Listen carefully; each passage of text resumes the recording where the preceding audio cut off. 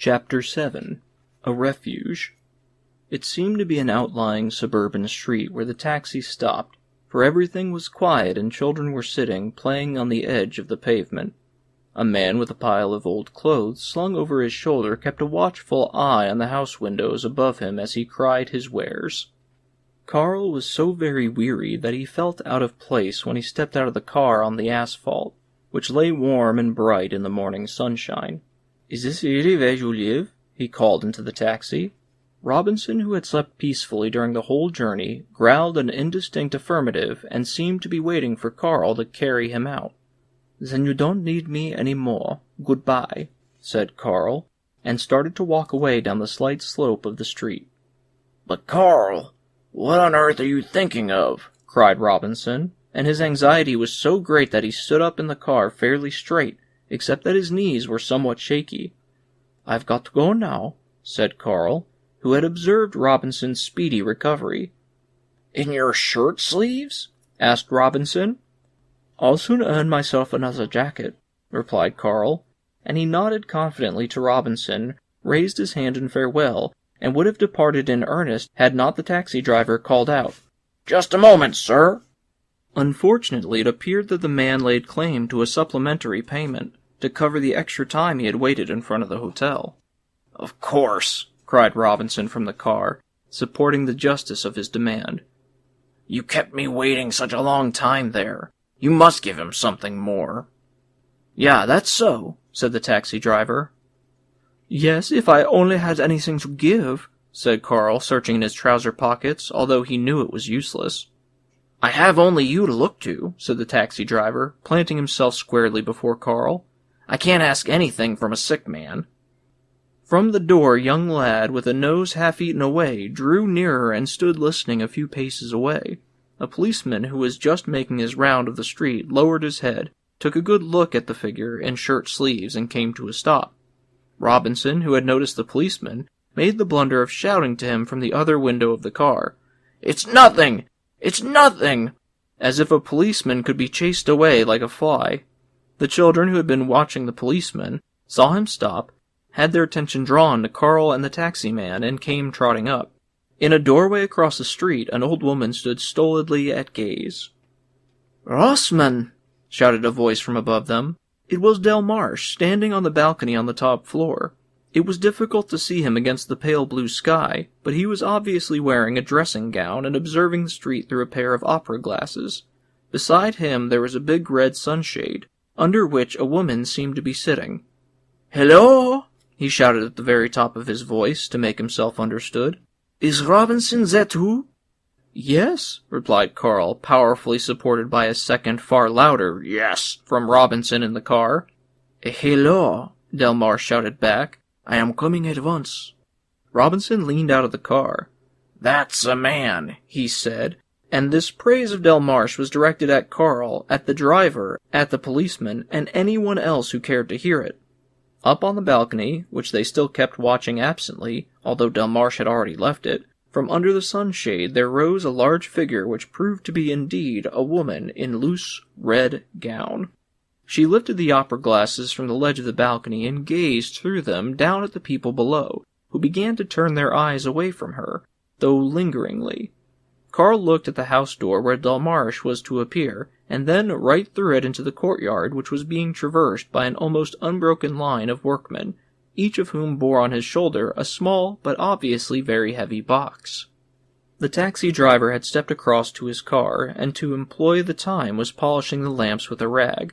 Robinson felt all his limbs, seeming astonished because in spite of the most intent examination he could discover none but trivial aches, and then bent down and cautiously began to undo one of the thick bandages round his leg. The policeman held his black baton at a slant before him, and quietly waited with that deep patience which policemen must have, whether they are on ordinary duty or on the watch. The lad with the eaten nose sat down on a doorstep and stretched his legs before him. The children gradually crept nearer to Carl, for although he paid no attention to them, he seemed the most important of all of them because of his blue shirt sleeves. By the length of the time that elapsed before Delmarsh's arrival, one could measure the great height of the house, and Delmarsh came in great haste, having stopped merely to tie the cord round his dressing gown. "So here you are!" he cried, with both delight and severity in his tone. At each great stride he took, his bright-colored pajamas could be seen for an instant.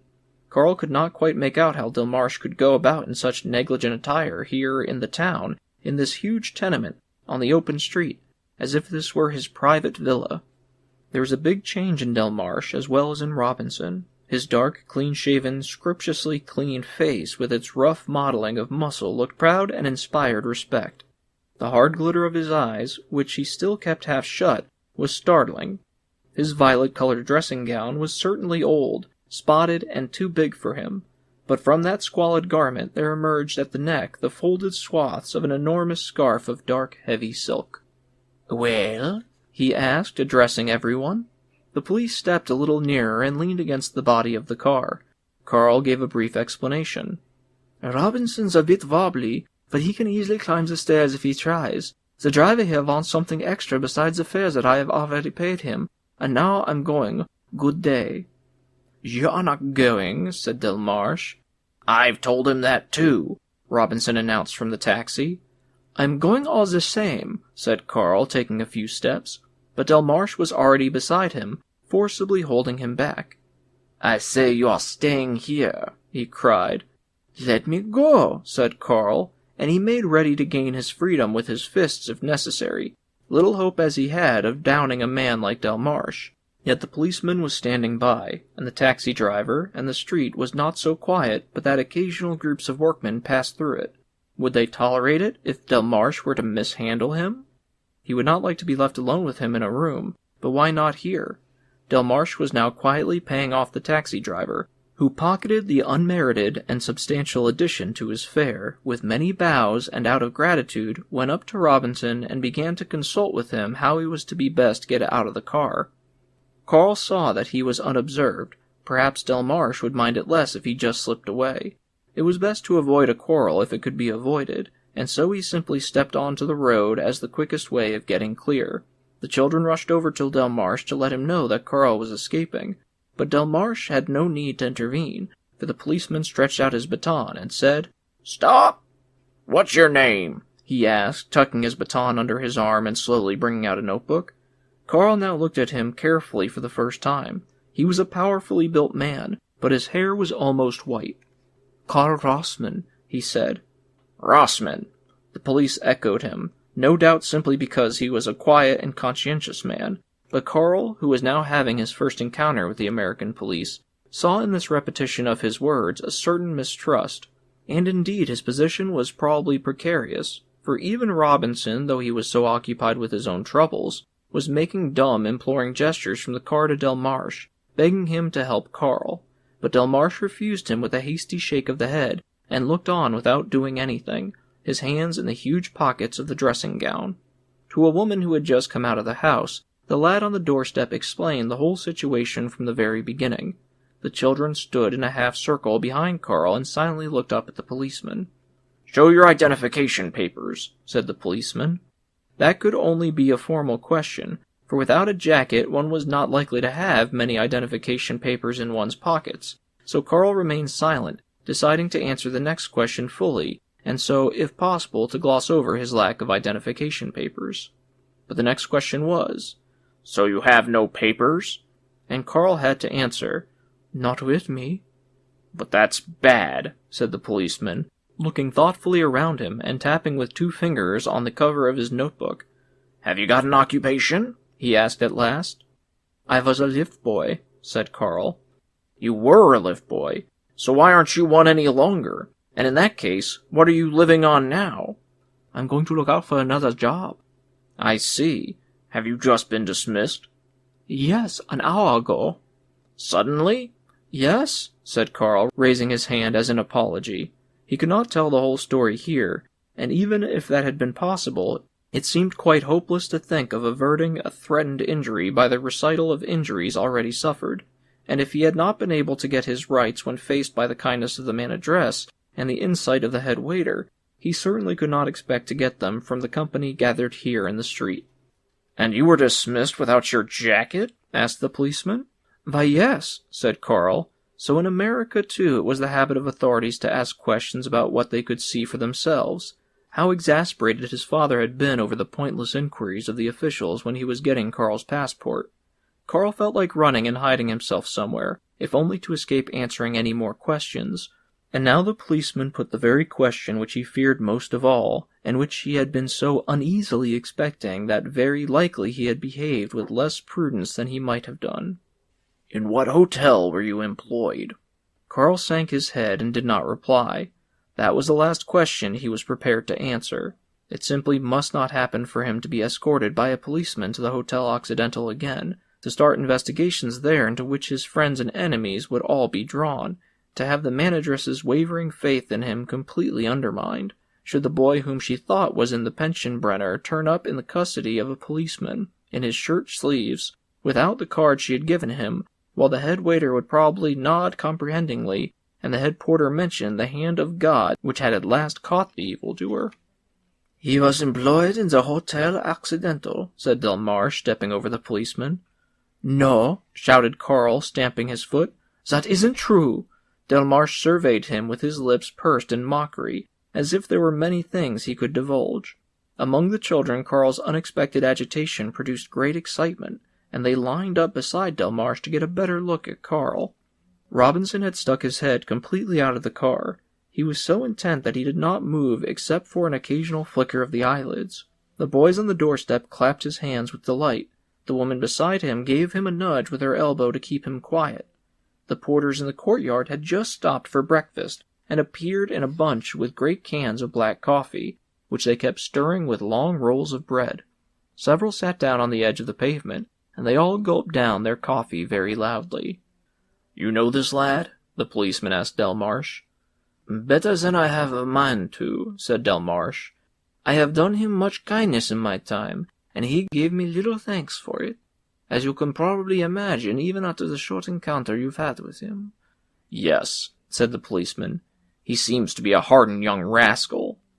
"He is all that," said Delmarsh. "But even that isn't the worst thing about him." "Is that so?" said the policeman.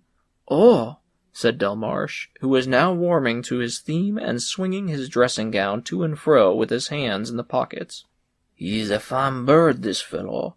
I and my friend there in the car once picked him up when we were down and out. He had no idea at that time of American conditions. He had just come from Europe where they had no use for him either. Well, we took him with us, to let him live with us, explain things to him, and try to get him a job, thinking in spite of everything that we'd make a decent human being out of him. In the end he did the disappearing trick one night, and simply vanished, and in circumstances I'd rather not mention right now." "Is that true or not?" asked Delmarsh in conclusion, plucking at Carl's shirt sleeve. "Back, you children!" shouted the policeman, for the children had pressed forward so far that Delmarsh had almost stumbled over one of them.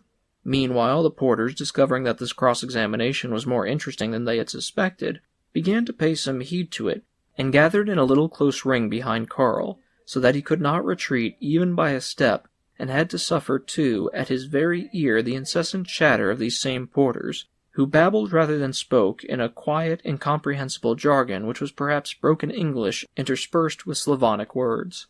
"Thanks for the information," said the policeman, saluting Delmarsh. "In any case, I'll take him with me and hand him back to the Hotel Occidental." But Delmarsh said, "May I ask a favor of you to leave the boy with me for the time being? I have some business to settle with him. I promise that I'll personally take him back to the hotel afterwards." "I can't do that," said the policeman. Delmarsh said, "Here is my card," and handed him the card. The policeman looked at it respectfully, but said with a polite smile, "No, it can't be done." Much as Carl had been on his guard against Delmarsh hitherto, he saw in him now his only possible salvation. The way he was haggling with the policeman was certainly suspicious, but in any case, Delmarsh would be more easily induced than the policeman not to deliver him to the hotel, and even if he were brought back to the hotel by Delmarsh, it would not nearly be as bad as to be escorted there by a policeman. For the moment, of course, he must not let it be seen that he really wanted to stay with Delmarsh, or all was lost. And with an uneasy feeling he watched the policeman's hand, which might rise at any moment to seize him. "I must at least find out why he was suddenly dismissed," said the policeman at last. while Delmarche looked away with an offended air and twisted the card between his fingertips. "But he isn't dismissed at all," cried Robinson to everyone's surprise, leaning out of the taxi as far as he could reach, with one hand on the driver's shoulder. "Far from it. He has a very good job there. He's the head boy in the dormitory and can take anyone in there that he likes. Only he's terribly busy, and if you want to ask him for anything, you have to wait for a long time. He's always in conference with the head waiter and the manageress. His post is a confidential one. He's certainly not dismissed. I don't know why he said he was. How can he be dismissed? I got badly hurt in the hotel, and he had instructions to take me home. And since he wasn't wearing his jacket at the time, he just came without it. I couldn't wait until he fetched his jacket." "Oh, well now," said Delmarche, spreading out his arms, in a tone which reproached the policeman for his lack of discernment, and these two words of his seemed to bring an incontestable clarity into the vagueness of Robinson's statement. "But is this true?" asked the policeman, already weakening. "And if it is true, why does the boy give out that he is dismissed?" "You'd better tell him," said Delmarche. Carr looked at the policeman whose task it was to keep order here among strangers, thinking only of their own advantage, and he had some intuition of the man's difficulties. That made him unwilling to tell a lie, and so he kept his hands tightly clasped behind his back. In the house door, an overseer appeared and clapped his hands as a signal that the porter should go back to work again. They shook the grounds out of their coffee cans and, falling silent, drifted reluctantly through the doorway. "We'll never come to a conclusion this way," said the policeman, and he made to seize Carl by the arm. Carl involuntarily recoiled a little, became conscious of the free space at his back which the porter's departure had left open, turned about, and with a few great bounds for a start, set off at full speed. The children let out a single yell, and with outstretched arms ran a few steps along with him. "Stop him!" the policeman shouted down the long, almost empty street, and shouting this cry at regular intervals, set out after Carl at an easy run which showed both great strength and practice. It was lucky for Carl that the chase took place in a working-class quarter. The workers had no liking for the authorities. Carl stuck to the middle of the road because there were fewer obstacles there, and he saw occasional workers calmly halting on the pavement to watch him while the policeman shouted, "Stop him!" and kept pointing his baton at him as he ran a parallel course, keeping shrewdly to the smooth pavement. Carl had very little hope, and almost lost that altogether when the policemen, as they were nearing some cross streets where they were sure to be police patrols, began to blow really deafening blasts on his whistle. Carl's only advantage was his light attire. He flew, or rather plunged, down the street, which sloped more and more steeply, but confused by his lack of sleep, he often made useless bounds, too high in the air and a vain waste of precious time. Besides, the policeman had his objective before his eyes and had no time to think, whereas Carl had to think first and attend to his running only in the intervals between weighing possibilities and making decisions. His plan, a somewhat desperate one, was to avoid the cross streets for the time being, since he did not know what they concealed. Perhaps, for instance, he might run straight into a police station. He wanted as long as possible to keep to this main thoroughfare, which he could survey from end to end, since it did not terminate until far below, in a bridge vanishing suddenly into a haze of mist and sunshine in mid-air. Acting on this decision, he was just putting on a faster spurt, so as to pass the first cross-street in a flash, when he saw not very far in front of him a policeman lurking watchfully by the dark wall of a house in shadow, ready to spring out on him at the right moment. There was nothing for it but to turn into the cross-street, and when from that very street someone gently called him by name, he thought it was a delusion at first, for there had been a ringing in his ears all the time. He hesitated no longer and made an abrupt turn, to take the police as much as possible by surprise, swinging round at a right angle on one foot into the cross-street. He had taken only 2 strides. He had already forgotten that someone had called his name, for the second policeman was now blowing his whistle too, obviously fresh and unwinded, and distant pedestrians ahead of him in the cross-street seemed to be quickening their steps, when an arm darting out from a little doorway seized him, and he was drawn into a dark entry, while a voice said, "Don't move." It was Delmarche, quite out of breath, his face flushed, his hair sticking damply to his head. He was clad only in his shirt and drawers, his dressing-gown tucked under his arm. The door, which was not a main door, but only an inconspicuous side door he shut and locked at once. "Wait a minute," he said, leaning against the wall and breathing heavily with his head thrown back. Carl, almost lying in his arms and hardly knowing what he was doing, pressed his face against his breast. "There they go," said Delmarsh, listening intently and pointing with his finger at the door. The two policemen were really running past, their feet ringing in the empty street like the striking of steel against stone. "You've been fairly put through it," said Delmarsh to Carl, who was still panting for breath and could not bring out a word. Delmarsh laid him cautiously on the floor, knelt down beside him, passed a hand several times over his brow, and regarded him. "I am all right now," said Carl, painfully getting up. "Then let's go," said Delmarsh, who had put on his dressing gown again, and he pushed Carl, whose head still drooped with weariness, before him. "You say you're tired," he said. "You had the whole street to career about in like a horse, but I had to double through these accursed passages and courtyards. It's a good thing that I'm a bit of a runner too." In his pride he gave Carl a mighty thump on the back. "A race with a policeman like this now and then is good practice." "I was dog-tired before I began running," said Carl. "There's no excuse for bad running," said Delmarsh. "If it hadn't been for me, they would have nabbed you long since." "I think so too," said Carl. "I am much obliged to you." "No doubt of that," said Delmarsh. They went through a long and narrow ground-floor lobby which was paved with dark, smooth flagstones. Here and there, to right and left, a staircase opened out, or a passage giving on a more spacious hallway.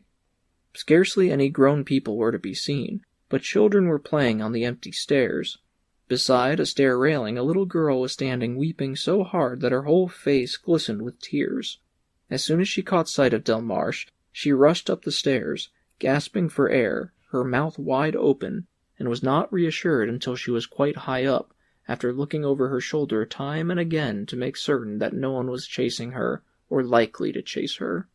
"I ran her down a minute ago," said Delmarsh, laughing, and he flourished his fist at her, whereupon she rushed up still further, screaming.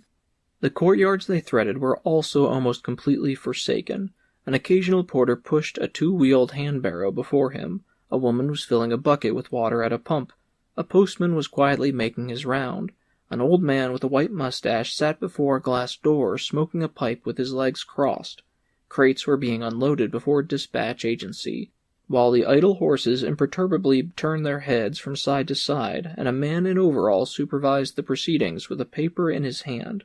Behind the open window of an office, a clerk, sitting at his desk, raised his head and looked thoughtfully out just as Carl and Delmarsh went past. "This is as quiet a place as you could wish for," said Delmarsh. "In the evening it's pretty noisy for an hour or two, but all day long it's ideal." Carl nodded. It seemed a good deal too quiet for him. "I couldn't live anywhere else," said Delmarsh, "for Brunelda simply cannot stand any noise. Do you know Brunelda? Well, you'll soon see her. Take my advice anyhow, and keep as quiet as you can." When they reached the stairway which led up to Delmarsh's flat, the taxi had already gone, and the boy with the half-eaten nose announced, without showing any surprise at Carl's reappearance, that he had lugged Robinson upstairs. Delmarsh only nodded to him, as if he were a servant who had merely done his duty, and then drew Carl, who hesitated a moment and gazed out the sunny street, up the stairs with him. "We'll soon be there," said Delmarsh several times during the ascent, but his prophecy was tardy in fulfilling itself, for there was always another stair ahead of them, with a barely perceptible change in direction. Once Carl actually had to stop, not from weariness, but from helplessness in the face of such a length of stairs. "The flat's very high up," said Delmarsh, as they went on, "but that has its advantages too. We're not tempted to go out much. We lounge about in our dressing gowns all day. It's very comfortable. Of course, no visitors ever come up so far either." "And what visitors could they have?" thought Carl. At last, on a landing, they caught sight of Robinson outside a closed door, and now they had arrived. The stairs were not at an end yet, but went on further in the semi-darkness without any indication that an end was even in sight. "I thought so," said Robinson in a muted voice, as if he were still suffering pain. Delmarsh has brought him. Rossman, where would you be without Delmarsh?" Robinson was standing in his underclothes, scantily wrapped in the small blanket he had been given at the Hotel Occidental. There was no visible reason why he did not go into the flat instead of standing here as a laughingstock for any chance passer-by. "Is she asleep?" asked Delmarsh. "I don't think so," said Robinson, "but I thought it better to wait till you came." "We must see first whether she is sleeping," said Delmarsh, bending down to the keyhole. After he had peered through it a long time, turning his head this way and that, he got up and said, "I can't see her clearly. The curtain's drawn. She's sitting on the couch, but she may be asleep." "Why, is she ill?" asked Carl, for Delmarsh was standing there as if at a loss for advice. But he retorted in a sharp enough voice, "Ill? "He doesn't know her," said Robinson in extenuation. A few doors further on, two women stepped out into the passage. They wiped their hands on their aprons, eyeing Delmarsh and Robinson, and seemed to be talking about them. A young girl with gleaming fair hair bounded out of a door and squeezed between the two women, hanging on to their arms.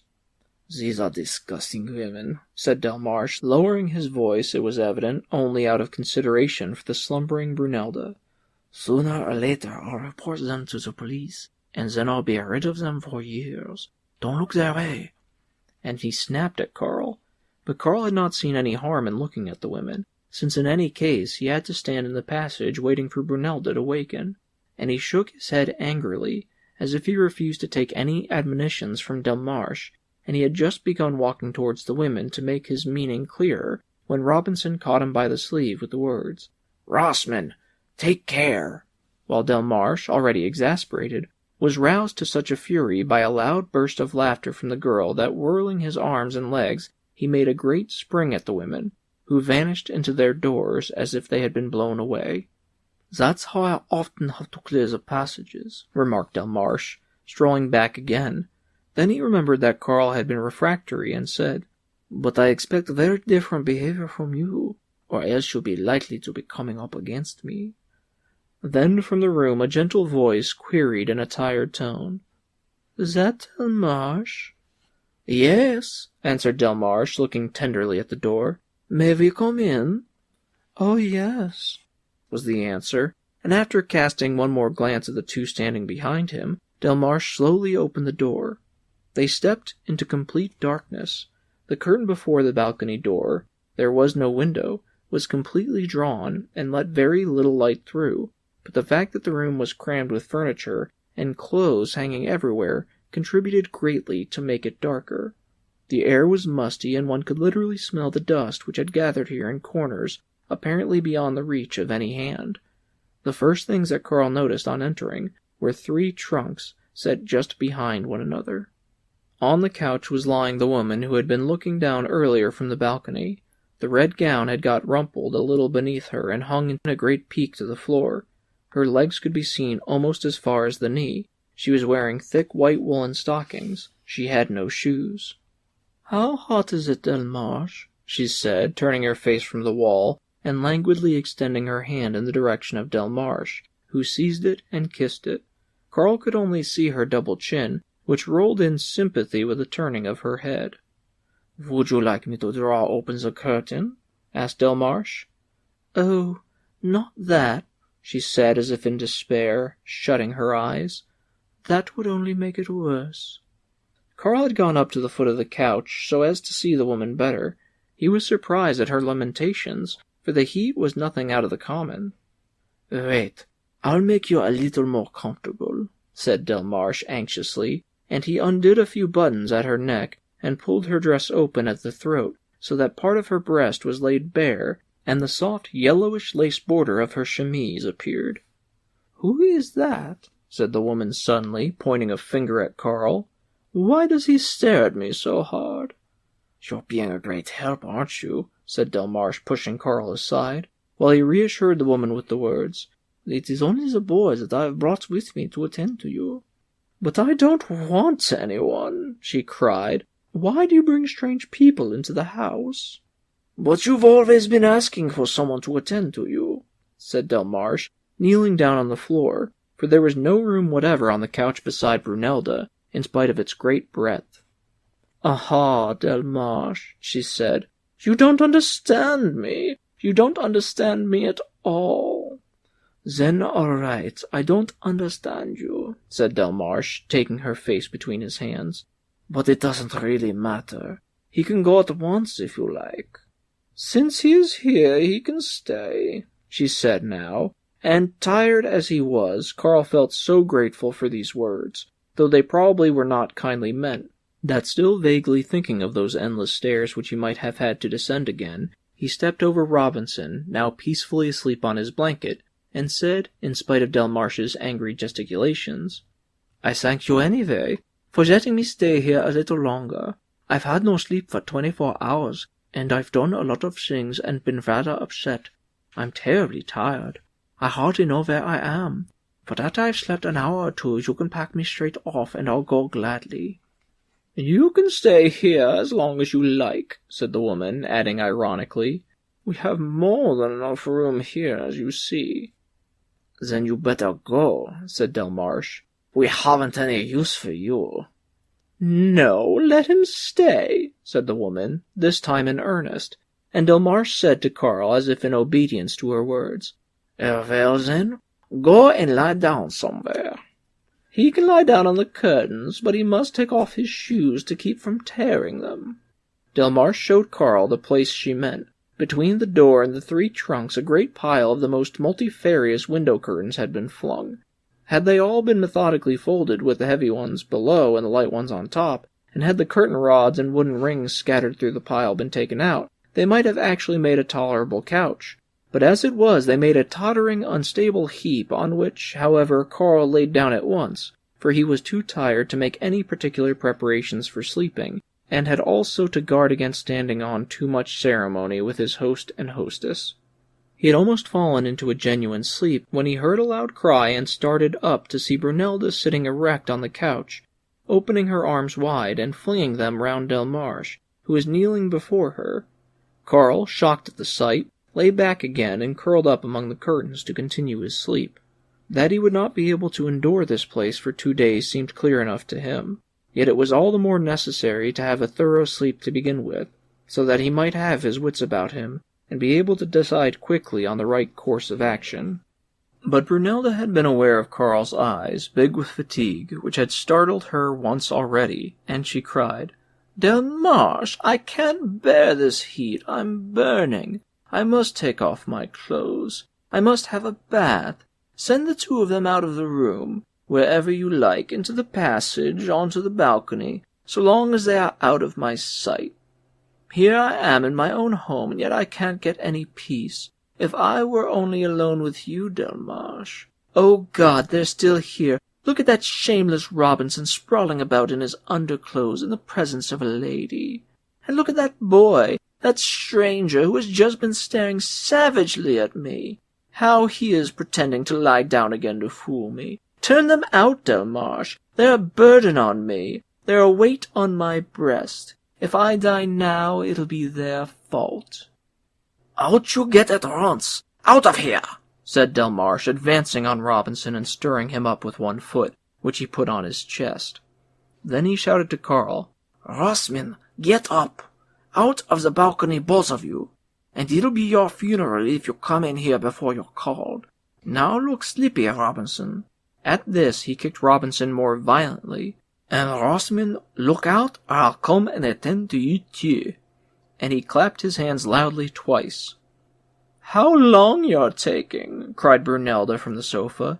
She had spread her legs wide where she sat, so as to get more room for her disproportionately fat body. Only with the greatest effort, gasping and frequently pausing to recover her breath, could she bend far enough forward to catch hold of her stockings at the top and pull them down a little. She could not possibly take off her own clothes. Delmarsh would have to do that, and she was now impatiently waiting for him. Quite dazed with weariness, Carl crept down from the heap of curtains and trailed slowly to the balcony door. A piece of curtain material had wrapped itself around his foot, and he dragged it indifferently with him. In his distraction he actually said, as he passed Brunelda, "I wish you good night," and he wandered past Delmarsh, who was drawing aside the curtain of the balcony door, and went out onto the balcony. Immediately behind him came Robinson, who seemed to be equally sleep-sodden, for he was muttering to himself, "Always being ill-treated. If Brunelda doesn't come too, I'm not going on to the balcony." But in spite of this pronouncement, he went out meekly enough on the balcony where, as Carl had already subsided into the easy-chair, he immediately bedded himself on the stone floor. When Carl awoke, it was evening. The stars were already out, and behind the tall houses on the other side of the street, the moon was rising. Not until he had surveyed the unknown neighborhood for a little, and taken a few breaths of the cool, reviving air, did Carl realize where he was. How imprudent he had been, how he had neglected all the counsels of the manageress, all Teresa's warnings, all his own fears. Here he was sitting calmly on Delmarche's balcony, where he had slept for half a day, as if Delmarche, his mortal enemy, were not just on the other side of the curtain. Robinson, that lazy good-for-nothing, was sprawling on the floor and tugging him by the foot. He seemed indeed to have wakened him in this manner, for he was saying, "How can you sleep, Rossman? That's what it is to be young and carefree.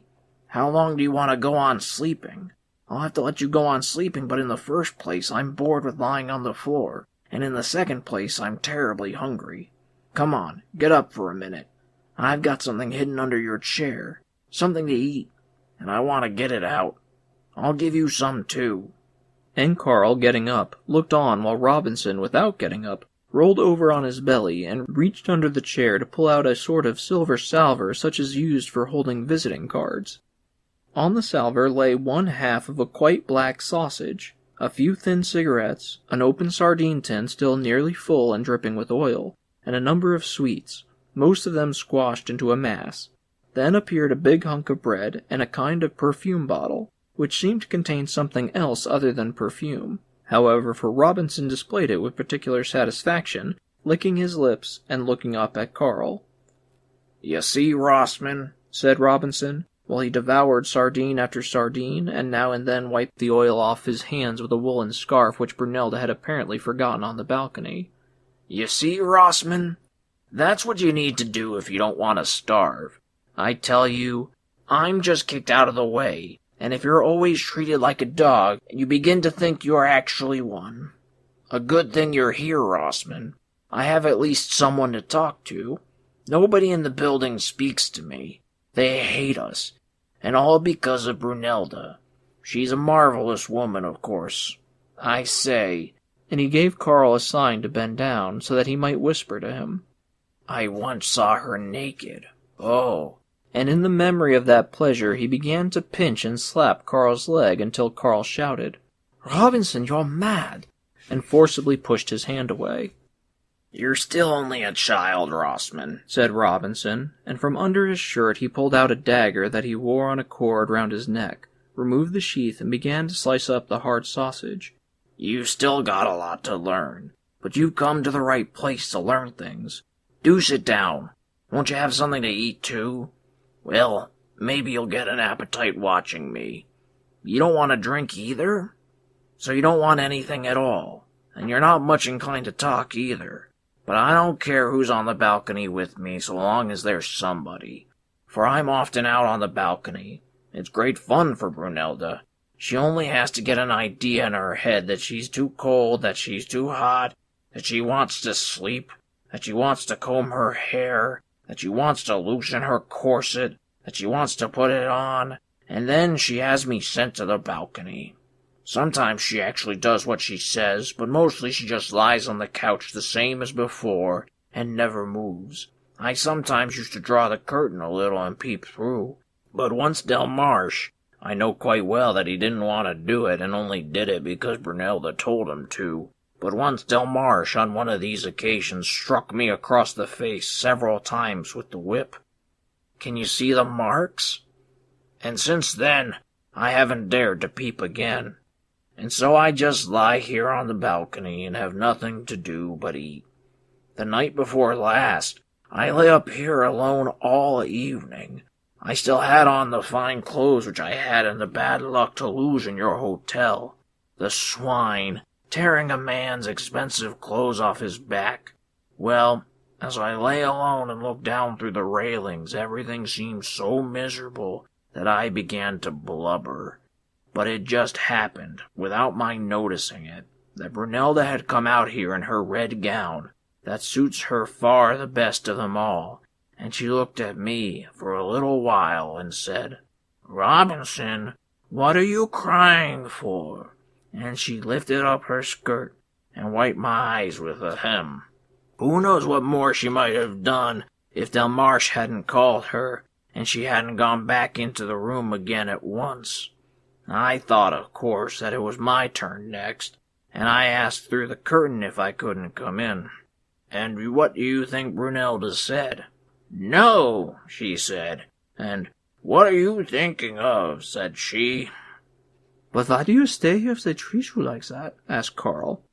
"Excuse me, Rossman, but that's a stupid question," replied Robinson. "You'll stay here too, even if they treat you still worse. Besides, they don't treat me so very badly." "No," said Carl. "I'm certainly going away, in this very evening if possible. I'm not going to stay with you." "And how, for instance, will you manage to get away tonight?" asked Robinson, who was digging out the soft inside of the loaf and carefully dipping it into the oil in the sardine box. "How are you going to leave when you mustn't even go into the room?" "And why shouldn't I go into the room?" "Because until we're rung for, we can't go in," said Robinson, opening his mouth to its full extent and devouring the oily bread, while in the hollow of one hand he caught the oil that dripped from it, making a kind of reservoir which he dipped the rest of the bread from time to time. "Things are much stricter now. At first there was only a thin curtain. You couldn't actually see through it, but in the evenings you could watch their shadows on it. But Brunelda didn't like that, so I had to turn one of her evening cloaks into a curtain and hang it up instead of the old one. Now you can see nothing at all. Then at one time I could always ask whether I might go in, and they used to say yes or no accordingly, but I suppose I took too much advantage of that and asked once too often. Brunelda couldn't bear it, and although she's so fat, she's very delicate. She often has headaches and almost always gout in her legs, and so it was decided that I mustn't ask any more, but that I could go in whenever the table bell was rung. That rings so loudly that it can waken even me out of my sleep. I once had a cat out here to cheer me up, but she was so scared at the bell that she ran away and never came back. It hasn't rung today yet, you see, for when it does ring, I'm not only allowed to go in, I have to go in, and when such a long time goes by without ringing, it can take a good while before the bell rings again." "Yes," said Carl, "but what applies to you needn't apply to me at all. Besides, that kind of thing only applies to those who put up with it." "But," cried Robinson, "why shouldn't it apply to you as well? Of course it applies to you too. You better stay here quietly with me until the bell rings. Then, of course, you can at least try to get away." "Is that what really keeps you here? Simply Delmarche is your friend, or father was your friend? Do you call this a life? Wouldn't it be better for you in Butterford, where you wanted to go first, or even in California, where you had friends?" "Well," said Robinson, "nobody could have told that this was going to happen." And before continuing, he said, "To your good health, my dear Rossman," and took a long pull at the perfume bottle. "We were hard up against it at that time when you let us down so meanly. We could get no work at all for the first day or two. Besides, Delmarche didn't want work. He could easily have got it, but he always sent me to look for it instead, and I never have any luck. He just loafed around, but by the evening all he brought back with him was a lady's handbag. It was fine enough, made of pearls. He gave it to Brunelda later, but there was almost nothing in it. He said we'd better try begging at the doors. You can always pick up something or the other that way. So we went begging, and I sang in front of the houses to make it look better. And it was just like Delmarche's luck, for we had only been a minute or two at the second door, a very grand flat on the ground floor, and sung a couple of songs to the cook and the butler, when the lady the flat belonged to, Brunelda herself, came up the front steps. Maybe she was too tightly laced. Anyhow, she couldn't get up to the top of these steps. But how lovely she looked, Rossman. She was wearing a white dress with a red sunshade. You felt you could eat her. You felt you could just drink her up. God, she was lovely. What a woman. Tell me yourself, how can such a woman be possible? Of course, the cook and the butler rushed down to her at once and almost carried her up. We stood on either side of the door and raised our hats as people do here. She stopped for a little while, but she hadn't quite got her breath back, and I don't know how it actually happened. I was so hungry I didn't know quite what I was doing, and close at hand she was even handsomer. So broad and yet so firm everywhere because of all the special stays she had on. I can let you see 'em in the trunk. Well, I couldn't help touching her back, but quite lightly, you know. Just a touch. Of course, it's a shocking thing for a beggar to touch a rich lady. I just touched her. But after all, I did touch her. Who knows where it might have ended if Delmarsh hadn't given me a clip on the ear, and such a clip that both my hands flew to my own face. "What things to do?" said Carl, quite absorbed in the story, and he sat down on the floor. "So that was Brunelda?" "Yes," said Robinson. "that was Brunelda."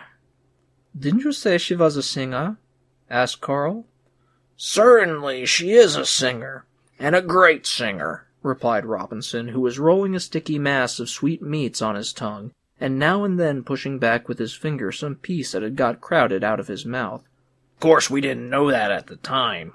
We only saw that she was rich and a very fine lady. She behaved as if nothing had happened, and perhaps she hadn't felt anything, for I had touched her really only with the tips of my fingers. But she kept looking at Delmarsh, who stared back straight into her eyes. He usually hits it off like that. Then she said to him, 'Come inside for a little,' and pointed with her sunshade into the house, and Delmarsh had to go in front of her. Then the two of them went in, and the servant shut the door after them. As for me, I was left forgotten outside, and since I thought it wouldn't be for very long, I sat down on the steps to wait for Delmarsh. But instead of Delmarsh, the butler came out bringing me a whole bowl of soup. A compliment from Delmarsh, I told myself. The man stood beside me for a time while I ate, and told me some things about Brunelda, and then I saw how important this visit might be for us, for Brunelda had divorced her husband, was very wealthy, and completely independent. Her ex-husband, a cocoa manufacturer, was still in love with her to be sure, but she refused to have anything whatever to do with him. He often called the flat, always dressed in great style as if he was going to a wedding. That's true, word for word. I know the man myself, but in spite of the huge tips he got, the butler never dared to ask Brunelda whether she would receive her husband, for he had asked her before once or twice, but she has always picked up anything she had handy and thrown it at his head. Once she even flung her big hot water bottle at him and knocked out one of his front teeth. Yes, Rossman, you may well stare. "How do you come to know the husband?" asked Carl. "He often comes up here," said Robinson. "Here?" In his astonishment, Carl struck the floor lightly with his hand. "You may be very well surprised," Robinson went on. "I was surprised myself when the butler stood there telling me all this. Just think, whenever Brunelda was out, the husband always asked the butler to take him to her room, and he always took away some trifle or other as a keepsake, and left something rare and expensive for Brunelda in return, and strictly forbade the butler to say who had left it. But once, the servant swears it, and I believe it, that when he left an absolutely priceless piece of porcelain, Brunelda must have recognized it somehow, for she flung it on the floor at once, stamped upon it, spat on it, and did other things to it as well, so that the servant could hardly carry it away for disgust. But what had her husband done to her? Asked Carl. I don't really know, said Robinson. But I think it wasn't anything very serious. At least he himself doesn't know. I have often talked to him about it. I have an appointment with him every day at the corner of the street over there. If I can come, I have always to tell him the latest news. If I can't come, he waits for half an hour and then goes away again. It was a nice extra for me at first, for he paid like a gentleman for the news. But after Del Marsh came to know of it, I had to hand over the money to him, and so I don't go down there so often now. But what's the man after? Asked Carl. What on earth is he after? He surely knows that she doesn't want him. Yeah, sighed Robinson, lighting a cigarette and fanning the smoke high in the air with great sweeps of his arm. Then he seemed to change his attitude and said, What does that matter to me? All I know is that he would give a lot of money to be able to lie here on the balcony like us. Carl got up, leaned against the railing, and looked down into the street. The moon was already visible, but its light did not yet penetrate into the depths of the street. Though it had been so empty during the day, the street was now crowded with people. Particularly before the house doors, they were all drifting along slowly and heavily, the shirt sleeves of the men and the light dresses of the women standing out faintly against the darkness. They were all bareheaded. The various balconies round about were now fully occupied. Whole families were sitting there by the light of electric lamps, either round small tables, if the balcony were big enough, or a single row of armchairs, or merely sticking their heads out of their living rooms. The men sat at ease with their legs stretched out, their feet between the bars of the railing, reading newspapers which extended almost to the floor, or playing cards, apparently without speaking, but to the accompaniment of loud bangs on the table. The women's laps were full of sewing work, and they had nothing but a brief glance now and then for their surroundings or the street below. A fair, delicate woman on the next balcony kept on yawning, turning her eyes up and raising to her mouth a piece of underwear which she was mending. Even on the smallest balconies, the children managed to chase each other round and make themselves a nuisance to their parents. Inside many of the rooms, gramophones could be heard grinding out songs or orchestral music. Nobody paid any particular attention to this music, except that now and then the father of a family would give a sign and someone would hurry into the room to put on a new record. At some of the windows could be seen loving couples standing quite motionless. One of these couples was standing at a window opposite. The young man had his arms round the girl and was squeezing her waist. "Do you know any of your neighbors here?" Carl asked Robinson, who had now also got to his feet, and feeling cold had huddled himself into Brunelda's wrap as well as his blanket. Hardly any of them. That's the worst of my situation, said Robinson, and he pulled Carl closer as to whisper in his ear. Or else I wouldn't have much to complain about at the moment. Brunelda has sold everything she had for the sake of Del Marsh, and has moved with all she possesses into this suburban flat, in order to devote herself entirely to him with nobody to disturb her. Besides, that was what Del Marsh wanted, too. And she has dismissed her servants? Asked Carl. That's so, said Robinson. Where could you find accommodation for servants here? Servants like that expect the best of everything. In Brunelda's old flat, Del Marsh once simply kicked one of these pampered creatures out of the room. He just went on kicking him until the man was outside. The other servants, of course, took the man's side and staged a row before the door. Then Del Marsh went out. I wasn't a servant then, but a friend of my family, yet I was outside among the servants all the same, and asked, "What do you want?" The oldest servant, a man called Isidore, told him, "You have nothing to do with us. We are engaged by the mistress." I suppose you noticed that they had a great respect for Brunelda, but Brunelda paid no attention to them and ran up to Del Marsh. She wasn't so heavy then as she is now, and she embraced and kissed him before all of them and called him Darling Del Marsh. After then she said, "Now send these fools away." Fools! That's what she called the servants. You can imagine the expression on their faces. Then Brunelda took Del Marsh's hand and drew it down to the purse she wore at her belt. Delmarsh put it in his hand and began to pay off the servants. Brunelda did nothing but stand there with the open purse at her waist. Delmarsh had to put his hand in over and over again, for he paid out the money without counting it and without checking their claims.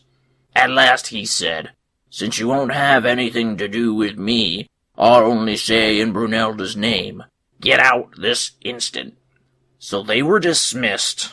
There were some legal proceedings afterwards.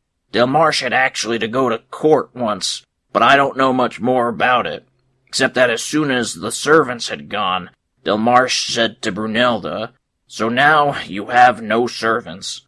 And she said, "But there's still Robinson." So Delmarsh clapped me on the shoulder and said, "Very well then, you'll be our servant." And then Brunelda patted me on the cheek. If you ever get a chance, Rossman, you should get her to pat you on the cheek sometime. You'd be surprised how lovely it feels. "So you've turned into Delmarsh's servant, have you?" said Carl, summing up. Robinson heard the pity in his voice and answered, "I may be a servant, but very few people know about it. You see, you didn't know it yourself, although you've been here quite a while. Why, you saw how I was dressed last night in the hotel. I had on the finest of fine clothes. Are servants dressed like that? The only thing is that I can't leave here very often. I must always be at hand. There's always something to do in the flat. One man isn't really enough for all the work. You may have noticed that we have a lot of things standing about in the room, what we couldn't sell at the removal we took with us here. Of course, it would have been given away, but Brunelda gives nothing away. You can imagine what it meant to carry these things up the stairs." "Robinson, did you carry all these things up here?" said Carl. "Why, who else was there to do it?" said Robinson. "I had a man to help me, but he was a lazy rascal. I had to do most of the work alone. Brunelda stood down below beside the man. Delmarsh decided up here where the things were to be put, and I had to keep rushing up and down. That went on for 2 days, a long time, wasn't it? You got no idea whatever how many things are in that room. All the trunks are full, and behind the trunks the whole place is crammed to the very roof.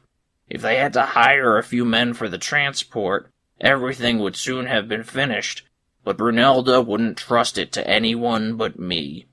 That was flattering, of course, but I ruined my health for life during those 2 days, and what else did I have except my health? Whenever I try to do the least thing, I have pains here and here and here. Do you think these boys in the hotel, these young jumping jacks, for that's what they all are, would have even gotten the better of me if I'd been in good health? But broken down as I may be, I'll never say a word to Delmarsh or Brunelda. I'll work for as long as I can, and when I can't do it any longer, I'll just lie down and die, and then they'll find out too late that I was really ill and went on working and worked myself to death in their service. Oh, Rossman," he ended, drying his eyes on Carl's shirt sleeve. After a while, he said, "Aren't you cold, standing there in your shirt?" "Go on, Robinson," said Carl. "You're always blubbering. I don't believe you're so ill as all that. You look healthy enough, but lying about on the balcony all the time, you fancy all sorts of things. You may have an occasional pain in the chest. So have I. So has everybody. If everybody blubbered like you about such trifles, there would be nothing but blubbering on all these balconies." "I know better," said Robinson, wiping his eyes with the corner of his blanket. "The student staying next door with the landlady who cooks for us said to me a little time ago when I brought back the dishes, 'Look here, Robinson, you're ill, aren't you?' I'm not supposed to talk to these people, and so I simply set down the dishes and started to go away. Then he came right up to me and said, 'Listen, man, don't push things too far. You're a sick man.' 'All right, then. What am I to do about it?' I asked him. 'That's your business,' he said, and turned away. The others sitting at the table just laughed. They're all our enemies round here, and so I thought I'd better quit." "So you believe anyone who makes you a fool? You don't believe anyone who means to do well by you?" "But I must surely know how I feel. exclaimed Robinson indignantly, beginning to cry again almost at once. "You don't know what's really wrong with you. You should only find some decent work for yourself instead of being Delmarche's servant. So far I can tell from your account of it, and from what I've seen myself, this isn't service here, it's slavery. Nobody could endure it. I believe you there, but because you're Delmarche's friend you think you can't leave him. That's nonsense. If he doesn't see what a wretched life you're leading, you can't have the slightest obligation to him." "So you really think, Rossman, that I would recover my health if I gave up working here?" "Certainly," said Carl. "Certainly?" Robinson asked again. "Quite certainly," said Carl, smiling. "Then I can begin recovering straight away," said Robinson, looking at Carl. "How's that?" asked Carl. "Why, because you are to take over my work here," replied Robinson. "Who on earth told you that?" asked Carl. "Oh, it's an old plan. It's been discussed for days. It began with Brunelda scolding me for not keeping the flat clean enough. Of course, I promised to put everything right at once, but, well, that was very difficult. For instance, in my state of health, I can't creep into all the corners to sweep away the dust. It's hardly possible to move in the middle of the room, far less get behind the furniture and piles of stuff. And if the place is to be thoroughly cleaned, the furniture would have to be shifted about. And how could I do that by myself? Besides, it all has to be done very quietly so as not to disturb Brunelda, and she scarcely ever leaves the room. So I promised to give everything a clean-up, but I didn't actually clean it up. When Brunelda noticed that, she told Delmarche this couldn't go on, and that he would have to take on an assistant. "I don't want you, Delmarche," she said, "to reproach me at any time for not running the house properly. I can't put any strain upon myself, you know that quite well, and Robinson isn't enough. In the beginning he was fresh and looked after everything, but now he's always tired and sits most of the time in a corner. But a room with so many things in it as ours needs to be kept in order." So Delmarche considered how it was to be managed, for, of course, it wouldn't do to take anyone and everyone into such a household as ours, even on trial, since we're all spied on from all sides. But as I was a good friend of yours and had heard from Rennell how you had to slave in the hotel, I suggested your name. Delmarche agreed at once, although you were so rude to him before, and of course I was very glad to be of some use to you. For this job might have been made for you. You're young, strong, and quick. Well, I'm no good to anyone. But I must tell you that you're not taken on yet. If Brunelda doesn't like you, that's the end of it. So do your best to be pleasant to her, and I'll see to the rest." "And what were you going to do if I take on the job?" queried Carl. He felt quite free. He had got over the first alarm which Robinson's announcement had caused him, so Delmarche meant no worse by him than to turn him into a servant.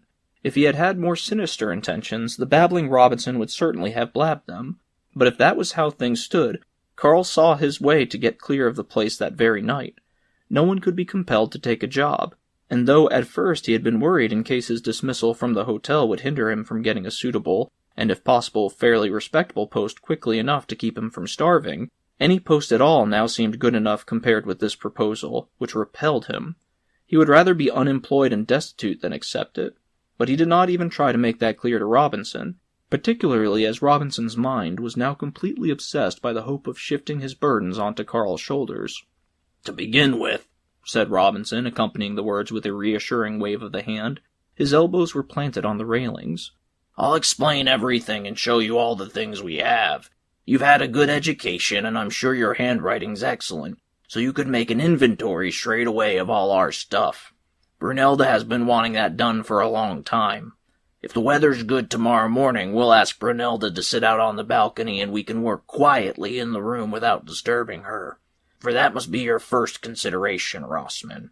Brunelda mustn't be disturbed. Her hearing's very keen. It's probably because she's a singer that her ears are so sensitive. For instance, say that you're rolling out a keg of brandy, which usually stands behind the trunks. It makes a noise because it's heavy and all sorts of things are lying about on the floor, so that you can't roll it straight out. Brunelda, let us say, is lying quietly on the couch catching flies, which are a great torment to her. You think she's paying no attention to you, and you keep on rolling the keg. She's still lying there quite peacefully, but all at once, just when you're least expecting it and when you're making least noise, she suddenly sits up, bangs with both hands on the couch so that you can't see her for dust. Since we came here, I haven't beaten the dust out of the couch. I really couldn't, she's always lying on it. And begins to yell ferociously, like a man, and goes on yelling for hours. The neighbors have forbidden her to sing, but no one can forbid her to yell. She has to yell, though that doesn't happen often now, for Delmarsh and I have grown careful.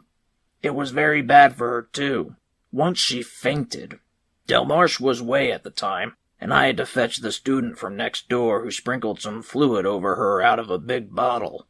It did her good, too, but the fluid had an awful smell. Even now you can smell it if you put your nose to the couch. That student is certainly an enemy of ours, like everybody here. You must be on your guard, too, and have nothing to do with any of them. But I say, Robinson, remarked Carl, this is a heavy program. A fine job that this is that you've recommended me for. Don't you worry, said Robinson, shutting his eyes and shaking his head, as if shaking off all Carl's possible worries. This job has advantages you wouldn't find in any other. You're always in close attendance on a lady like Brunelda. You sometimes sleep in the same room as she does, and, as you can imagine, there's lots of enjoyment to be got out of that. You'll be well paid, there's plenty of money about. I got no wages being a friend to Delmarsh, though every time I went out, Brunelda always gave me something. But you, of course, will be paid like any other servant. That's what you are, after all. But the most important thing is that I'll be able to make your job much easier for you. Of course, I wouldn't do anything just at first, to just give myself a chance of getting better. But as soon as I'm even a little better, you can count on me. In any case, I'll do all the waiting on Brunelda, doing her hair, for example, and helping her dress, so far as Delmarsh doesn't attend to that. You'll only have to concern yourself with cleaning the room, getting in what we need, and doing the heavy housework. No, Robinson, said Carl, all this doesn't tempt me. Don't be a fool, Rossman, said Robinson, putting his face quite close to Carl's. Don't throw away this splendid chance. Where will you get another job so quickly? Who knows you? What people do you know? The two of us, both full-grown men with plenty of practical skill and experience, wandered about for weeks without finding work. It isn't easy. In fact, it's damn difficult. Carl nodded, marveling that Robinson could talk so reasonably. Still, all this advice was beside the point so far as he was concerned. He couldn't stay here.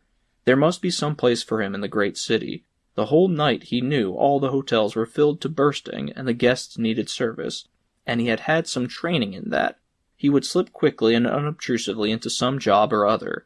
Just across the street there was a small restaurant on the ground floor, from which came a rush of music. The main entrance was covered only with a big yellow curtain, which billowed out into the street now and then, as a draught of air caught it. Otherwise, things were much quieter up and down the street. Most of the balconies were dark. Only far in the distance a single light was twinkling here and there, but almost as soon as one fixed one's eyes upon it, the people beside it got up and thronged back into the house, while the last man left outside put his hand to the lamp and switched it off after a brief glance at the street. "It's nightfall already," said Carl to himself. "If I stay here any longer I'll become one of them." He turned around to pull aside the curtain of the balcony door. "What are you doing?" said Robinson, planting himself between Carl and the curtain. "I'm leaving," said Carl. "Let me go, let me go." "But surely not going to disturb her," cried Robinson. "What are you thinking of?" And he threw his arms round Carl's neck, clinging to him with all his weight and twisting his legs round Carl's legs, so that in a trice he had him down on the floor. But among the lift boys Carl had learned a little fighting, and so he drove his fist against Robinson's chin, not putting out his whole strength to avoid hurting him. Quickly and without any scruple Robinson punched him in the belly with his knee before beginning to nurse his chin in both hands, and let out such a howl that a man on the next balcony clapped his hands furiously and shouted, "Silence!" Carl lay still for a little so as to recover from the pain of Robinson's foul blow. He turned only his head to watch the curtain hanging still and heavy before the room, which was obviously in darkness. It looked as if no one were in the room now. Perhaps Delmarsh had gone out with Brunilda, and the way was perfectly free. For Robinson, who was behaving exactly like a watchdog, had been finally shaken off. Then from the far end of the street there came in a fitful blasts the sound of drums and trumpets. The single shouts of individuals in a crowd soon blended into a general roar. Carl turned his head again and saw that all the balconies were once more coming to life. Slowly he got up. He could not stand quite straight, and had to lean heavily against the railing. Down on the pavement young lads were striding along, waving their caps the full stretch of their arms and looking back over their shoulders. The middle of the road was still vacant.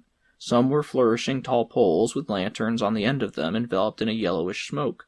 The drummers and the trumpeters, arrayed in broad ranks, were just emerging into the light in such numbers that Carl was amazed, and when he heard the voices behind him, turned round and saw Delmarsh lifting the heavy curtain and Brunilda stepping out of the darkness of the room, in the red gown with a lace scarf around her shoulders and a dark hood over her hair, which was presumably still undressed and only hastily gathered up, for loose ends straggled here and there. In her hand she held a little fan, which she had opened but did not use, keeping it pressed close to her. Carl moved sideways along the railing to make space for the two of them. No one surely would force him to stay here, and even if Delmarsh tried it, Brunilda would let him go at once if he were to ask her. After all, she couldn't stand him. His eyes terrified her. Yet as he took a step toward the door, she noticed it and asked, "Where are you going, boy?" Delmarsh's severe eye held Carl an instant, and Brunilda drew him close to her. "Don't you want to see the procession down there?" she said, pushing him before her to the railing. "Do you know what it's about?" Carl heard her asking behind him, but he flinched in an involuntary but unsuccessful attempt to escape from the pressure of her body. He gazed down sadly at the street, as if the cause of his sadness lay there. For a while Delmarsh stood with crossed arms behind Brunilda. Then he ran into the room and brought her the opera glasses. Down below, the main body of the procession had now come into sight behind the band. On the shoulders of a gigantic man sat a gentleman of whom nothing could be seen at his height, save the faint gleam of a bald crown, over which he was holding a top hat upraised in perpetual greeting. Round about him great wooden placards were being carried which, seen from the balcony, looked blankly white. They were obviously intended to make a sloping rampart around the prominent central figure, against which they were literally leaning. But since the bearers were moving on all the time, the wall of placards kept falling into disrepair and seeking to repair itself again. Beyond the ring of placards, so far as one could judge in the darkness, the whole breadth of the street, although only a trifling part of its length, was filled with the gentleman's supporters, who clapped their hands in rhythm and kept proclaiming in a chanting cadence what seemed to be the gentleman's name, a quite short but incomprehensible name. Single supporters adroitly distributed among the crowd were carrying motor-car lamps of enormous power, which they were slowly shown up and down the houses of both sides of the street. At the height where Carl was, the light was not unbearable, but on the lower balconies he could see people hastily putting their hands over their eyes whenever it flashed in their faces. At Brunilda's request, Delmarsh inquired of the people on the next balcony what the meaning of the demonstration was. Carl was somewhat curious to know whether and how they would answer him, and actually Delmarsh was forced to repeat his question 3 times before he received an answer. He was already bending threateningly over the railing, and Brunilda had begun to tap with one foot in exasperation at her neighbors, for Carl could feel her knee moving. Finally some sort of answer was given, but simultaneously everyone on the next balcony, which was packed with people, burst out into loud laughter. At that Delmarsh yelled a retort so loudly that, if the whole street had not been filled with noise for the moment, all the people round about must have pricked up their ears in astonishment. In any case, it had the effect of making the laughter cease with unnatural abruptness. "A judge is being elected in our district tomorrow, and the man they are cheering down there is one of the candidates," said Delmarsh quite calmly, returning to Brunilda. "Oh," he went on, caressing Brunilda's shoulder, "we've lost all idea of what's happening in the world." "Delmarsh," said Brunilda, reverting to her behavior of her neighbors, "how thankful I would be to move out of here, if it wasn't such an effort, but unfortunately I can't face it." And sighing deeply, she kept plucking restlessly and distractedly at Carl's shirt. As unobtrusively as he could, he kept pushing away her plump little hand again and again, which was an easy matter, for Brunilda was not thinking of him. She was occupied with quite other thoughts. But Carl soon forgot her and suffered the weight of her arms on his shoulders, for the proceedings in the street took up all his attention, at the command of small groups of gesticulating men, who marched just in front of the candidate and whose consultations must have had a particular importance, for one could see attentive faces turned to them from all sides. A halt was abruptly called before the little restaurant. A member of this authoritative group made a signal with his upraised hand which seemed to apply to the crowd and to the candidate as well. The crowd fell silent, and the candidate, who tried several times to stand upright, and several times fell back again on the shoulders of his bearer, made a short speech, waving his top hat to and fro at lightning speed. He could be seen quite clearly, for during his speech all the motor car lamps were directed upon him, so that he found himself in the center of a bright star of light. Now, too, one could realize in the interest which the whole street took in the occurrence. On the balconies where supporters of the candidate were packed, the people joined in chanting his name, stretching their hands far over the railings and clapping with machine-like regularity. On the opposition balconies, which were actually in the majority, a howl of retaliation arose which, however, did not achieve a unified effect, as it came from rival supporters of various candidates. However, all the enemies of the present candidate united in a general catcalling, and even many of the gramophones were set going again.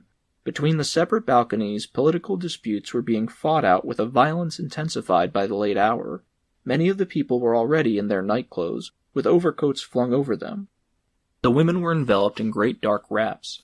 The children, with nobody to attend them, climbed dangerously about the railings of the balcony and came swarming more and more out of the dark rooms in which they had been sleeping. Here and there unrecognizable objects were being flung by particularly heated partisans in the directions of their enemies. Sometimes they reached their mark, but most of them fell down into the street, where they provoked yells of rage. When the noise became too much for the leading man in the procession, the drummers and trumpeters received orders to intervene, and their blaring, long-drawn-out flourish, executed with all the force which they were capable, drowned every human voice up to the very housetops. And then quite suddenly, almost before one realized it, they would stop, whereupon the crowd in the street, obviously trained for this purpose, at once launched their party song into the momentary general silence. One could see all their mouths wide open in the light of the motor car lamps, until their opponents, coming to their senses again, yelled 10 times as loudly as before from all the balconies and windows, and the party below, after their brief victory, were reduced to complete silence, at least for anyone standing at this height. "How do you like it, boy?" asked Brunelda, who kept turning and twisting close behind Carl, so as to see as much as possible through her glasses. Carl merely answered with a nod of the head.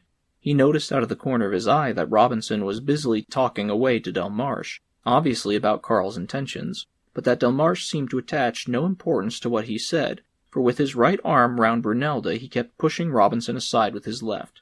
"Wouldn't you like to look through the glasses?" asked Brunelda, tapping Carl on the chest to show that she meant him. "I can see well enough," said Carl. "Do try," she said. "You'll see much better." "I have good eyes," replied Carl. "I can see everything." He did not feel it as a kindness, but as a nuisance when she put the glasses before his eyes, with the mere words, "Here, you," uttered melodiously enough, but threateningly. And now the glasses were before Carl's eyes, and he could see nothing at all. "I can't see anything," he said, trying to get away from the glasses, but she held them firmly, and his head, which was pressed against her breast, he could not move backwards nor sideways. "But you can see now," she said, turning the screw. "No, I can't see anything," said Carl, and he thought that in spite of himself he had relieved Robinson of his duties after all, for Brunelda's insupportable whims were now being wreaked upon him. "When on earth are you going to see?" she said, and turned the screw again. Carl's whole face was now exposed to her heavy breath. "Now?" she asked. "No, no, no!" cried Carl, although he could actually distinguish everything now, though very vaguely. But at that moment Brunelda thought of something to say to Delmarche. She held the glasses loosely before Carl's eyes, and without noticing it, he could peep under the glasses at the street. After that she no longer insisted on having her way, and used the glasses for her own pleasure. From the restaurant below a waiter had emerged, and dashing in and out of the door took orders from the leaders. One could see him standing on his toes so as to overlook the interior of the establishment and summon as many of the staff as possible. During these preparations for what was obviously a round of free drinks, the candidate never stopped speaking. The man who was carrying him, the giant specifically reserved for him, kept turning round a little after every few sentences, so that the address might reach all sections of the crowd.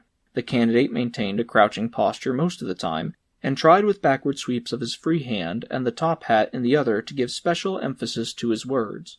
But every now and then, at almost regular intervals, the flow of his eloquence proved too much for him. He rose to his full height with outstretched arms. He was no longer addressing a group, but the whole multitude.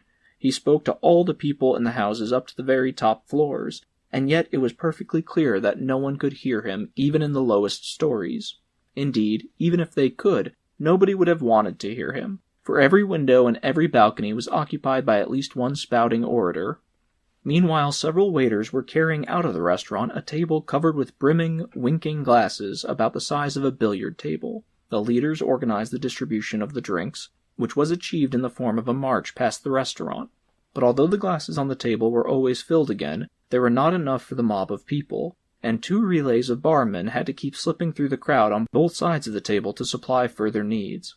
The candidate had, of course, stopped speaking, and was employing the pause in refreshing his energies. His bearer carried him slowly backward and forwards, sometimes apart from the crowd and the harsh light, and only a few of his closest supporters accompanied him, and threw remarks to him. "Look at the boy," said Brunelda. "He's so busy staring that he's quite forgotten where he is." And she took Karl by surprise, turning his face towards her with both hands, so that she was gazing into his eyes. But it lasted only a minute, for Karl shook her hands off at once, and, annoyed that they would not leave him in peace, and also eager to go down to the street and see everything close at hand, tried with all his might to free himself from Brunelda's grip, and said, "Please, let me go away." "You'll stay with us," said Delmarche without turning his eyes from the street, merely stretching out his hand to prevent Karl from going. "Leave him alone," said Brunelda, pushing away Delmarche's hand. "He'll stay all right." And she squeezed Karl still more firmly against the railing, so that he would have to struggle with her to get away. And even if he were to free himself, what could he gain by that? Delmarche was standing on his left. Robinson had now moved across to his right. He was literally a prisoner. "Count yourself lucky that you're not thrown out," said Robinson, tapping Karl with the hand he had hooked through Brunelda's arm. "Thrown out?" said Delmarche. "You don't throw out a runaway thief. You hand him over to the police. And that might happen to him in the very first thing tomorrow morning if he doesn't keep quiet." From that moment, Karl had no further pleasure in the spectacle below, simply because he could not help it. Being crushed against Brunelda and unable to straighten himself, he leaned forward a little over the railing. Full of his own trouble, he gazed absently at the people below, who marched up to the table before the restaurant in squads of about 20 men, seized the glasses, turned round and waved them in the direction of the recuperating candidate, shouted a party slogan, emptied the glasses, and set them down on the table again with what must have been a great clatter that was, however, inaudible at this height, in order to make room for the next noisy and impatient squad. On the instructions of the party leaders, the brass band which had been playing in the restaurant came out into the street. Their great wind instruments glittered against the dark crowd, but the music was almost lost in the general din. The street was now, at least on the side where the restaurant stood, packed far and wide with human beings. From up on the hill, the direction from which Karl's taxi had arrived that morning, they came streaming down. From as far as the low-lying bridge they came rushing up, and even the people in the adjoining houses could not resist the temptation to take a personal part in this affair. On the balconies and at the windows there was hardly anyone left but women and children, while the men came pouring out of the house doors down below. By now the music and free drinks had achieved their aim. The assembly was great enough at last. One of the leaders, flanked on either side by headlamps, signaled the band to stop playing and gave a loud whistle, and at once the man carrying the candidate hastily turned back and could be seen approaching through a path opened for him by supporters. The candidate had barely reached the restaurant door when he began a new speech in the blaze of the headlamps, which were now concentrated upon him in a narrow ring. But conditions were much less comfortable than before. His gigantic bearer had now no initiative at all in movement, for the crowd was too dense. His chief supporters, who had previously done their best in all kinds of way to enhance the effect of his words, now had the greatest difficulty in keeping near him, and only about 20 of them managed to retain their footing beside the bearer. Even he, strong giant as he was, could not take a step of his own free will, and it was out of the question to think of influencing the crowd by turning to face this section or that, by making dramatic advances or retreats. The mob was flowing backwards and forwards without plan, each man propelled by his neighbor. Not one braced on his own feet. The opposition party seemed to have gained a lot of new recruits. The bearer, after stemming the tide for a while outside the restaurant door, was now letting himself be swept up and down the street, apparently without resistance. The candidate still kept on uttering words, but it was no longer clear whether he was outlining his program or shouting for help, and unless Carl was mistaken, a rival candidate had made his appearance, or rather several rivals, for here and there, when light suddenly flared up, some figure could be seen, high on the shoulders of the crowd, orating with a white face and clenched fists, to an accompaniment of massed cheering. "What on earth is happening down there?" asked Carl, turning in breathless bewilderment to his warders. "How it excites the boy," said Brunelda to Delmarsh, taking hold of Carl's chin as to turn his face toward her, but that was something Carl did not desire, and made quite reckless by the events down in the street, he gave himself such a jerk that Brunelda not only let him go, but recoiled, and left him quite to himself. "You have seen enough now," she said, obviously angered by Carl's behavior.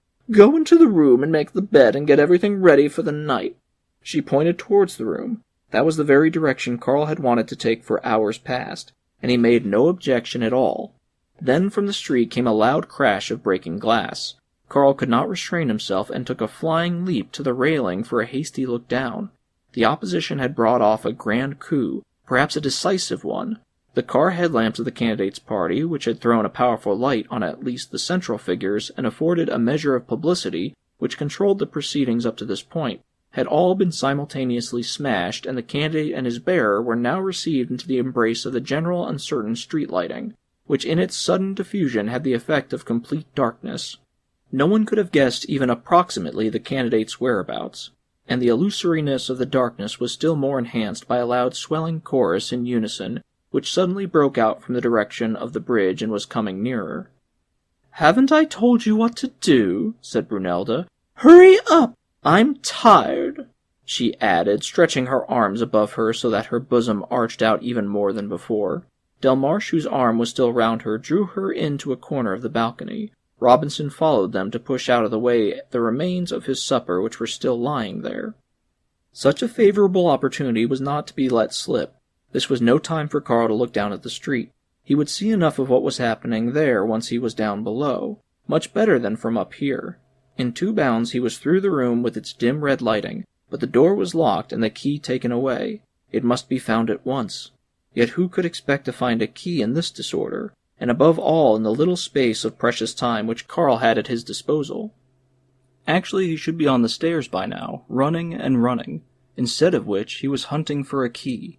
He looked in all the drawers that would open, rummaged about on the table, where various dishes, table napkins, and pieces of half-begun embroidery were lying about, was allured next by an easy-chair on which lay an inextricable heap of old clothes where the key might possibly be hidden but could never be found, and flung himself finally on the couch, which was indeed evil-smelling, so as to feel in all its nooks and corners for the key. Then he stopped looking and came to a halt in the middle of the room. Brunelda was certain to have the key fastened to her belt, he told himself. So many things hung there. All searching was in vain. And blindly Carl seized 2 knives and thrust them between the wings of the door, one above and one below, as to get the greatest purchase on it from 2 separate points. But scarcely did he brace himself against the knives when the blades, of course, broke off. He wished for nothing better. The stumps, with which he could now get closer, would hold them more firmly, and now he wrenched at them with all his strength, his arms outstretched, his legs wide apart, panting and carefully watching the door at the same time. It could not resist for much longer. He realized that with joy from the audible loosening of the lock, but the more slowly he went, the better. The lock mustn't burst open, or else they would hear it on the balcony. It must loosen itself quite gradually, and he worked with great caution to bring this about, putting his face closer and closer to the lock. "Just look at this," he heard the voice of Delmarsh. All 3 of them were standing in the room. The curtain was already drawn behind them. Carl could not have heard them entering, and at the sight of them he let go of the knives. But he was given no time to utter a word of explanation or excuse, for in a fit of rage far greater than the occasion merited, Delmarsh leapt at him, the loose cord of his dressing gown describing a long figure in the air. At the very last moment Carl evaded his attack. He could have pulled the knives from the door and defended himself with them, but he did not do so. Instead, ducking down and then springing up, he seized the broad collar of Delmarche's dressing gown, jerked it upwards, and then pulled it still farther over.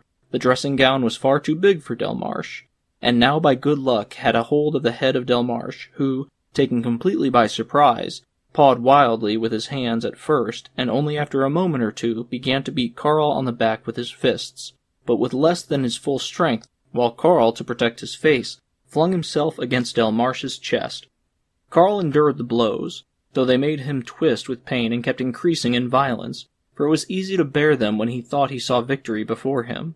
With his hands round Delmarche's head and the thumbs just over the eyes, he pushed him towards the part of the room where the furniture stood thickest, and at the same time, with the toe of his shoe, tried to twist the cord of the dressing gown around Delmarche's legs to trip him up. But since he had to bend all his attention on Delmarche, whose resistance he could feel growing more and more, and whose sinewy body was bracing itself with greater enmity against him, he actually forgot that he was not alone in the room with Delmarche. Only too soon the remainder came, for suddenly his feet flew from under him, being wrenched apart by Robinson, who was lying shrieking behind him on the floor. Panting, Carl let go of his hold of Delmarche, who recoiled a little. Brunelda, her legs straddling, her knees bent, a bulky figure in the middle of the room, was following the fight with glittering eyes. As if she herself were taking part in it, she was breathing deeply, screwing up her eyes and slowly advancing her fists. Delmarche flung back the collar of his dressing gown and now had the use of his eyes. Of course, it was no longer a fight, but simply a punishment. He seized Carl by the shirt front, lifted him nearly off the floor, and without even looking at him in his contempt, flung him so violently against the chest standing a few steps away, that at first Carl thought the searing pains in his back and his head caused by the collision were the direct result of Delmarche's handling. "You scoundrel!" He could hear Delmarche shouting in the darkness that rose before his wavering eyes, and as he sank down, fainting beside the chest, the words, "You just wait!" still rang dimly in his ears. When he came to his senses, everything was dark around him. It seemed to be late in the night. From the balcony, a faint glimmer of moonlight came into the room beneath the curtain. He could hear the regular breathing of the three sleepers. By far the loudest noise came from Brunelda, who snorted in her sleep as she sometimes did in talking. Yet it was not easy to make out where the different sleepers were lying, for the whole room was filled with the sound of their breathing. Not until he had examined his surroundings for a little while did Carl think of himself, and then he was struck with alarm, for though he was quite cramped and stiff with pain, he had not imagined that he could have been severely wounded to the effusion of blood. Yet now he felt a weight on his head, and his whole face, his neck, and his breast under the shirt were wet as if with blood. He must get into the light to find out exactly what condition he was in. Perhaps they had crippled him, in which case Delmarche would be glad enough to let him go. But what could he hope to do if that were so? There would be no prospects for him at all. The lad with the nose half eaten away occurred to him, and for a moment he buried his face in his hands. Then involuntarily he turned towards the outside door and groped his way towards it on all fours. Presently he felt a shoe and then a leg under his fingertips. That must be Robinson. Who else would sleep in his shoes? They must have ordered him to lie across the door so as to keep Carl from escaping. But didn't they know, then, the condition that Carl was in? For the moment he was not thinking of escape. He merely wanted to reach the light. So, as he couldn't get out by the door, he must make for the balcony. He found the dining table in quite a different place from the evening before. The couch, which he had approached very cautiously, was to his surprise vacant. But in the middle of the room he came upon a high, though closely compressed pile of clothes, blankets, curtains, cushions, and carpets. At first he thought it was only a small pile, like the one he had found at the end of the couch the previous evening, and that it had merely happened to fall on the floor, but to his astonishment he discovered on creeping further that a whole van-load of such things was lying there, which, presumably for use in the night, must have been taken out of the trunks where they were kept during the day. He crept right around the pile and soon realized that the whole formed a sort of bed, on top of which he discovered by feeling cautiously Delmarche and Brunelda were sleeping. So now he knew where they all were, and made haste to reach the balcony. It was quite a different world on the other side of the curtain, and he quickly rose to his feet. In the fresh night air he walked up and down the balcony a few times in the full radiance of the moon. He looked down at the street. It was quite still. Music was still issuing from the restaurant, but more subdued now. A man was sweeping the pavement before the door. In the street where only a few hours ago the tumult had been so great that the shouting of an electoral candidate could not be distinguished among 1,000 other voices, the scratching of the broom on the flagstones could be distinctly heard. The scraping of table legs on the next balcony made Carl aware that someone was sitting there reading. It was a young man with a little pointed beard, which he kept continually twisting as he read, his lips moving rapidly at the same time. He was facing Carl, sitting at a little table covered with books. He had taken the electric lamp from the parapet and shored it between 2 big volumes, so that he sat in a flood of garish light. "Good evening," said Carl, for he thought he noticed the young man glancing at him. But that must have been an error, for the young man, apparently quite unaware of him, put his hands to his eyes to shield them from the light and make out who had suddenly spoken to him, and then, still unable to see anything, held up the electric lamp so as to throw some light on the next balcony. "Good evening," said the man in return, with a brief, penetrating look, adding, "And what do you want?" "Am I disturbing you?" asked Carl. Of course," said the man, returning the lamp again to its former place. These words certainly discouraged any attempt at intercourse, but at the same time Carl did not quit the corner of the balcony nearest to the man. Silently he watched him reading his book, turning the pages, now and then looking up to something in another book, which he always snatched up at lightning speed, and frequently making notes in a jotter, which he did with his face surprisingly close to the paper. Could this man be a student? It certainly looked as if he were. Not very unlike this, a long time ago now, Carl had sat at home at his parents' table writing out his school tasks, while his father read the newspaper or did bookkeeping and correspondence for a society to which he belonged, and his mother was busy sewing, drawing the thread high out of the stuff in her hand.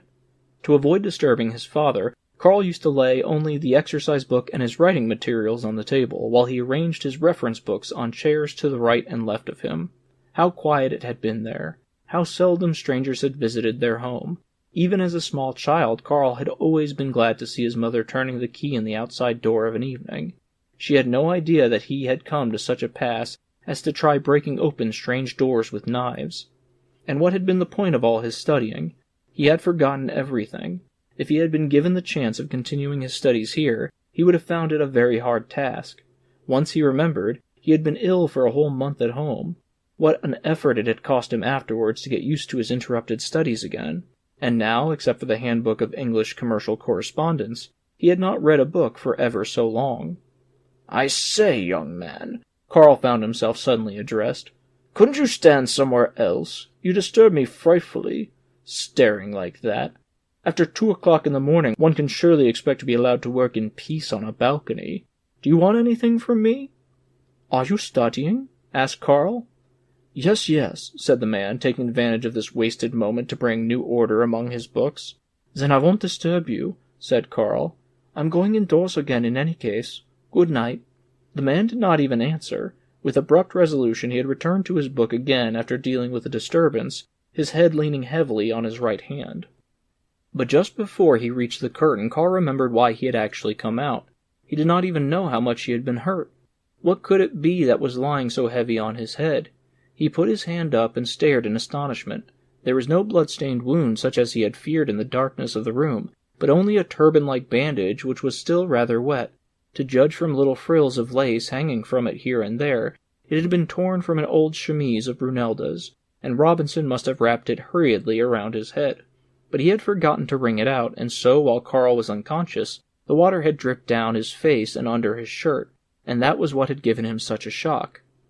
"Are you still there?" asked the man, peering across. "I'm really going now," said Carl. "I only wanted to look at something. It's quite dark indoors." "But who are you?" said the man, laying his pen on the open book before him and advancing to the railing. "What's your name? How do you come to be with these people? Have you been long here? What did you want to look at? Turn on the electric light there, won't you, so that I can see you?" Carl obeyed, but before answering he drew the curtain more closely to keep those inside from noticing anything. "Excuse me," he said in a whisper, "for not raising my voice more. If they were to hear me there would be another row." "Another?" asked the man. "Yes," said Carl. "I had a terrible row with them this evening. I must still have a pretty bad bump on my head," and he felt the back of his head. "What was the trouble?" asked the man, and as Carl did not at once reply, he added, You can safely tell me anything you have against these people, for I hate all three of them, and the madam in particular. Besides, I'd be surprised to find that they hadn't put you up against me already. My name is Joseph Mendel, and I'm a student." "Well," said Carl, "they've told me about you already, but nothing bad. You doctored Brunelda once, didn't you?" "That's right," said the student, laughing. "Does the couch still stink of it?" "Oh, yes," said Carl. "I'm glad of that anyway," said the student, passing his fingers through his hair. "And why did they give you bumps on the head?" "We had a quarrel," said Carl, wondering how he was to explain it to the student. Then he checked himself and asked, "But am I not disturbing you?" "In the first place," said the student, "you have already disturbed me, and I am unluckily so nervous that I need a long time to get into my stride again. Ever since you began to walk about on your balcony, I haven't been able to get on with my studies. And then, in the second place, I always have a breather about 3 o'clock, so you needn't have any scruples about telling me. Besides, I'm interested." "It's quite simple," said Carl. "Delmarche wants me to be his servant, but I don't want to. I should have liked to leave this very night. He wouldn't let me go and he locks the door. I tried to break it open, and then there was a row. I'm unlucky to still be here." "Why, have you got another job?" asked the student. "No," said Carl, "but that doesn't worry me in the least if I could only get away from here." "What?" said the student. "It doesn't worry you in the least, doesn't it?" And both of them were silent for a moment. "Why don't you want to stay with these people?" the student asked at last. "Delmarche is a bad man," said Carl. "I've encountered him before. I tramped for a whole day with him once, and I was glad to be out of his company. And am I to be his servant now?" "If all servants were as fastidious in their choice of masters as you are," said the student, and he seemed to be smiling. "Look here, during the day I'm a salesman, a miserable counter-jumper, not much more than an errand boy in Motley's big store. This Motley is certainly a scoundrel, but that leaves me quite cold. What makes me furious is simply that the pay is wretched. Let that be an example to you." "What?" said Carl. "You are a salesman all day and you study all night?" "Yes," said the student. "There's nothing else to be done. I've tried everything possible, but this is the best way. For years I did nothing but study day and night, and I almost didn't dare attend lectures in the clothes I had to wear, but that's all behind me now." "But when do you sleep?" asked Carl, looking at the student in wonder. "Oh, sleep?" said the student. "I'll get some sleep when I'm finished with my studies. I keep myself going on black coffee." And he turned round, drew a big bottle from under the table, poured black coffee from it into a little cup, and tossed it down his throat as if it were medicine which he wanted to get quickly over, to avoid the taste. "A fine thing, black coffee," said the student. "It's a pity you're too far away for me to reach you some." "I don't like black coffee," said Carl. "I don't either," said the student, laughing. "But what could I do without it? If it weren't for black coffee, Motley wouldn't keep me for a minute.